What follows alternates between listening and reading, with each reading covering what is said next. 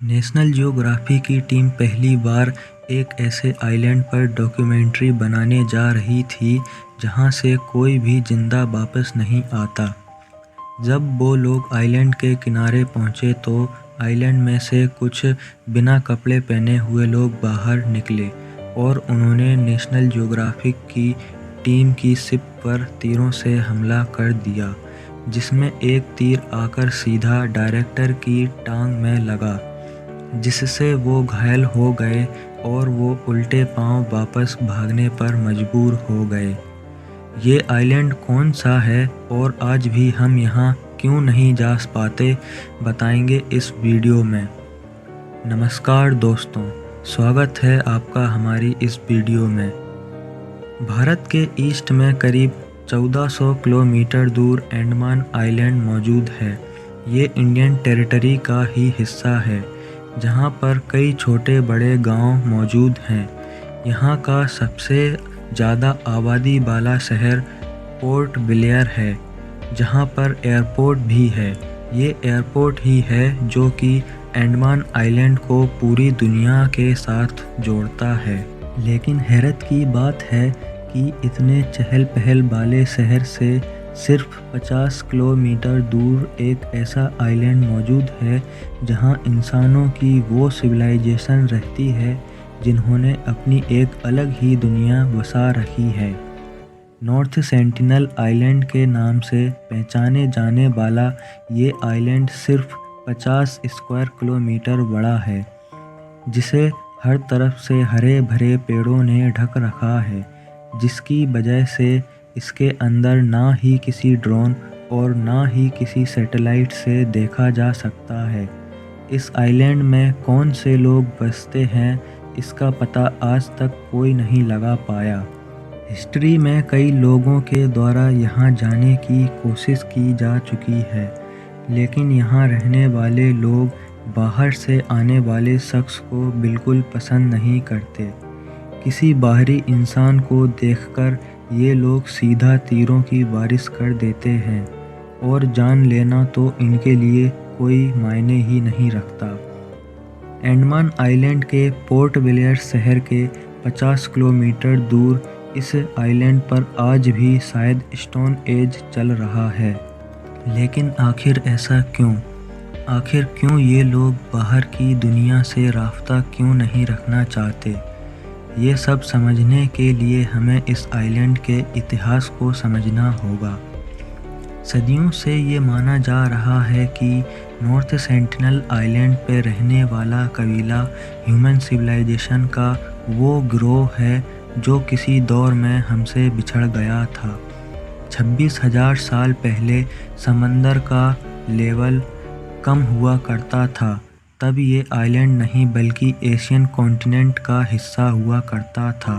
Global warming की वजह से समंदर का लेवल बढ़ता गया और तभी अंडमान और नॉर्थ सेंटिनल आइलैंड का ताल्लुक हमारी दुनिया से ख़त्म हो गया और वो एक आइलैंड बनकर रह गया।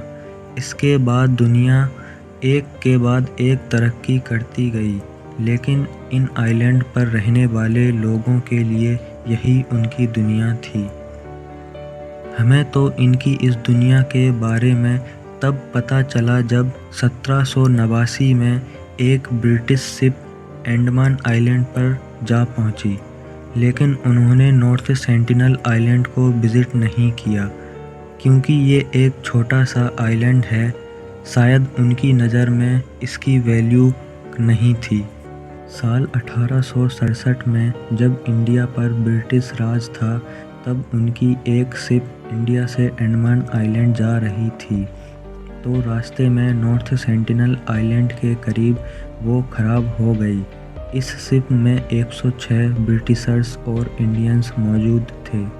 उन्होंने समझा ये आइलैंड वीरान है और यहाँ कोई नहीं रहता, लेकिन उनकी सोच कुछ ही लम्हे बाद बदलने वाली थी।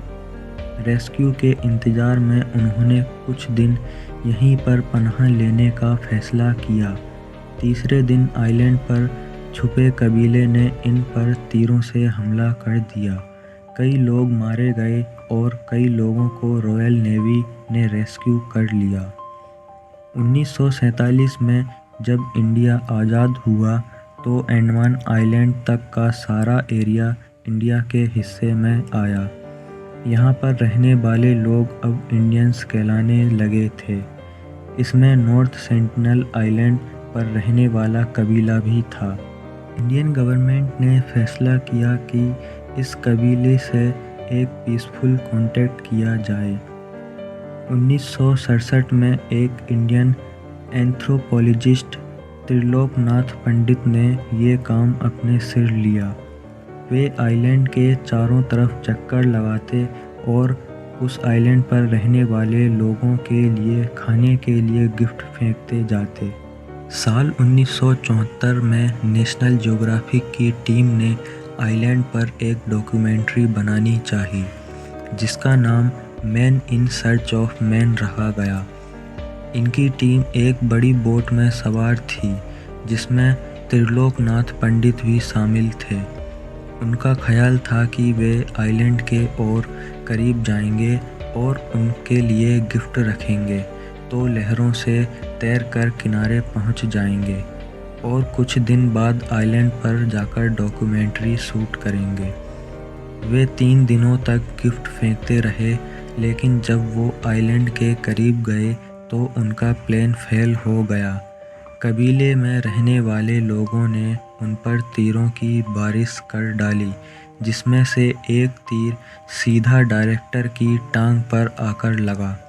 नेशनल ज्योग्राफिक की टीम ने शूटिंग कैंसिल कर और उनके पास उल्टे पांव भागने के सिवाय कोई ऑप्शन नहीं था। लेकिन त्रिलोकनाथ पंडित कुछ समय बाद आइलैंड पर वापस गिफ्ट देने गए। इस बार वो आइलैंड पर रहने वाले लोगों से दोस्ताना व्यवहार करने में सफल हो गए। लेकिन जब त्रिलोकनाथ पंडित रिटायर्ड हुए तो इंडियन गवर्नमेंट ने तमाम फ्यूचर विजिट कैंसिल कर दिए और आइलैंड को सील कर दिया। तब से आज तक यहाँ इंडियन नेवी की शिप पेट्रोलिंग करती है। नॉर्थ सेंटिनल आइलैंड दुनिया का वो आइलैंड है जहाँ जाना मौत को गले लगाना है।